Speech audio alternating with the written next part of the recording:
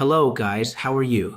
In this video, we will see how we can change the color of SVG icons in a simple and quick way. In a previous video, we saw how we could do it in the files. SVG, downloading it, and changing the current color property. The problem with this way of doing it is that we had to do it in each of the icons separately, and something that can become very cumbersome. We'll see how we can do it through CSS very quickly. This method from Miguel Lawrence. Thank you for the tip. Well, as you can see, here I have a white icon. Here I have another black color gonna go down so you can see how it works. In this case, I had that open because I was testing it and I'm going to leave. For example, let's download this one. I don't care. Remember that this happens with SVG files, which are vector files.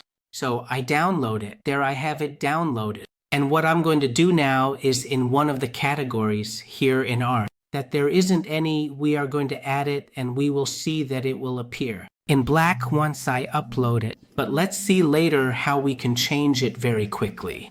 Very simple through CSS. To do this, I go to the listings, I go to the categories. And as I was saying, I'm going to do it in art. I just remove the old one. I simply add it here. I upload it again. I click on refresh.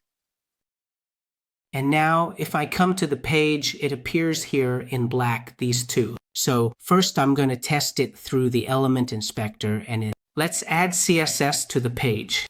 I click on inspect and here I'm due is to add a new rule which will be path, and here I will put fill. And here I am going to tell you current color. See, he hasn't noticed me. And this is because it already has the color inside, so I have to tell it that one overrides the other. I simply put an exclamation mark here, important. And this way you can see that now they all change to the color. To find on the website when the color is changed. On the website, all the icons would change. If I now copy this rule that I have added, I copy it. Remember, what is path? And here I put fill, current color, important, and if now reload, you will see it disappear. Perfect. But if I'm going to customize additional CSS and I add it here, and you see it has changed. I click publish and that's it. And this way you don't have to keep changing the color inside of each of the vector icons. This way you can do it much faster and with less hassle, as I explained last video. I hope you liked it. See you in the next video. Goodbye.